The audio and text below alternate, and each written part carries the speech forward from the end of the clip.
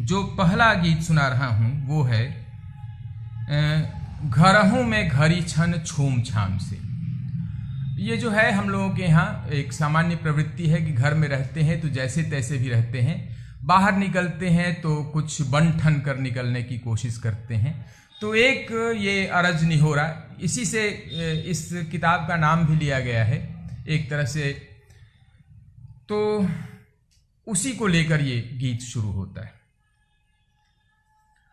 दोनों हाथे दसो नोहा इहे अरज निहोरा, जनी लीलरा के टिकुली सटाव हो सिन्होरा।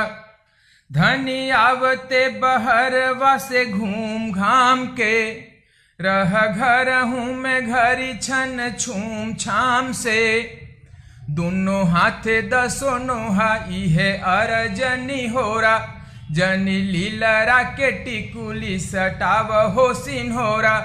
धनी आवते बहरवा से घूम घाम के, रह घर हूँ मैं घरी छन छूम छाम से। इजे घर के घुटाऊं इजे मन के मुटाऊं, एगो तीती की लगाऊं भरी जिंदगी बुताऊं। अब इहो सपराई जात धूमधाम से, रह घर हूँ मैं घरी छन छूम छाम से। इजे घर के घुटाऊं इजे मन के मुटाऊं, एगो तीत की लगाऊं भरी जिंदगी बुताऊं। अब इहो सपराई जात धूमधाम से, रह घर हूँ मैं घरी छन छूम छाम से। दुख सब के बाटे केहू ठाटे केहू काटे, दुख सब के बाटे केहू काटे केहू ठाटे। सुख थोड़े छितराइल इहाँ उहाँ घाटे घाटे, दुख सब के बाटे केहू काटे केहू ठाटे। दुख सुख थोड़े छितराइल इहाँ उहाँ घाटे घाटे। चल संग ही बटोरे बाटे झूम झाम के, चल संग ही बटोरे बाटे झूम झाम के। रह घर हूँ मैं घरी छन छूम छाम से। और एक दूसरे पर दोष लगाते हैं हम लोग। तू कहेलू कि तू ही कहीं हम हूँ, कह भूल चूक केहू कहीं माने कबहूँ।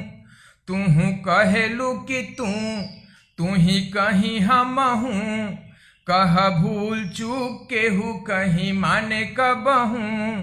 कौनो ने तवेले लेते एहू तुम ताम के, कौनो ने तवेले लेते एहू तुम ताम के। रह घर हूँ मैं घरी छन छूम छाम से। क्या बल है हम लोगों को, किसका बल है? बल आपनो तहार भाई भवध यार, बल ऊख रूख पोखरा पहाड़ बल्लिनार। बल आपनो तहार भाई भवध यार, बल ऊख रूख पोखरा पहाड़ बल्लिनार।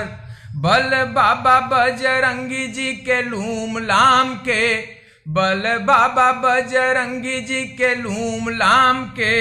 रह घर हूँ मैं घरी छन छूम छाम से। और कैसे हैं हम लोग? केहू मानी भान मानी, बाकी हमनी के बानी। जैसे जेठ के जवानी में बतासा और पानी। केहू मानी भान मानी, बाकी हमनी के बानी। जैसे जेठ के जवानी में बतासा और पानी। बोली बीर पीर चदरा के चूम चाम के, बोली बीर पीर चदरा के चूम चाम के। रह घर हूँ मैं घरी छन छूम छाम से, बोली बीर पीर चदरा के चूम चाम के। और अंतिम, जे ही बोले से निहाल, देखा बोले के कमाल।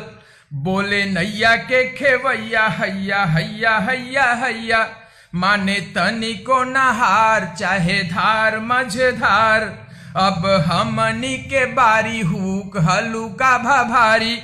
जेही बोले से निहाल, देखा बोले के कमाल, बोले नैया के खेवैया, हैया हैया हैया हैया, माने तनी को नहार, चाहे धार मझधार, अब हमनी के बारी, हुक हलुका भभारी, हुल केर दीजा हुल्ले ले ले हूम हाम के, हुल केर दीजा हुल्ले ले ले हूम हाम के, रह घर हूँ मैं घरी छन छूम छाम से, दोनों हाथे दसो नोहा इहे अरजनी होरा, जनी लीलरा के टिकुली सटाव हो सिन्होरा, धनी आवते बहर वासे घूम घाम के, रह घर हूँ मैं घरी छन छूम छाम से, रह घर हूँ मैं घरी छन छूम छाम से।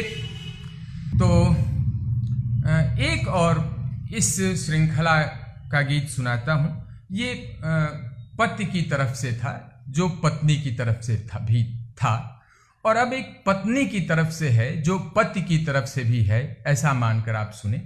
और अक्सर ये संवाद जो सामान्य रूप से आता है घरों में कि एक वे हैं जो ऐसा कर रहे हैं और एक तुम हो, ये कहने में आता है। तो एक गीत उसका है, एगो तू बाड़ा, एगो फलना के देख कि फलनी के फिकिरे परान दे बेले, एगो तू बाड़, एगो फलना के देख कि फलनी के फिकिरे परान दे बेले, एगो तू बाड़,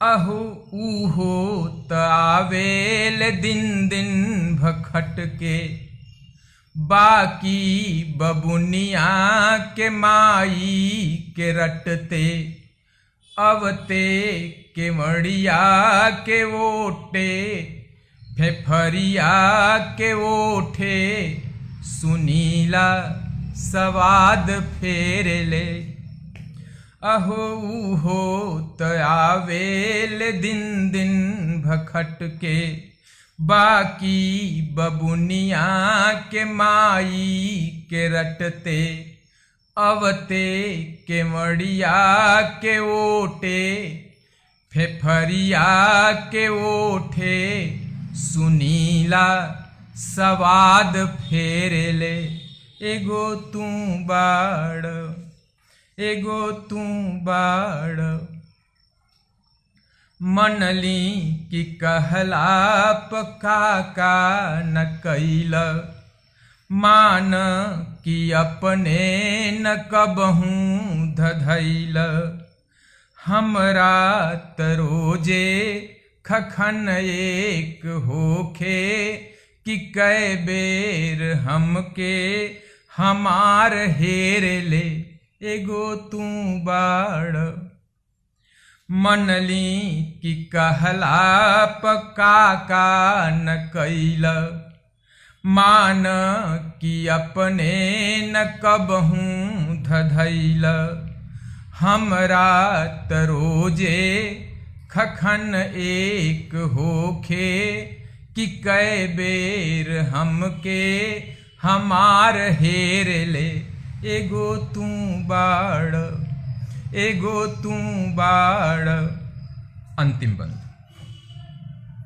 हमरा त बैरी प अतना बिगड़ल, के तोर बैरी न हमके चिन्हवल, कि गरियाई के करे, कि रहरी में फेंकरे, मुझौं साज रहिया तहार बेड़ ले, एगो तू बाड़।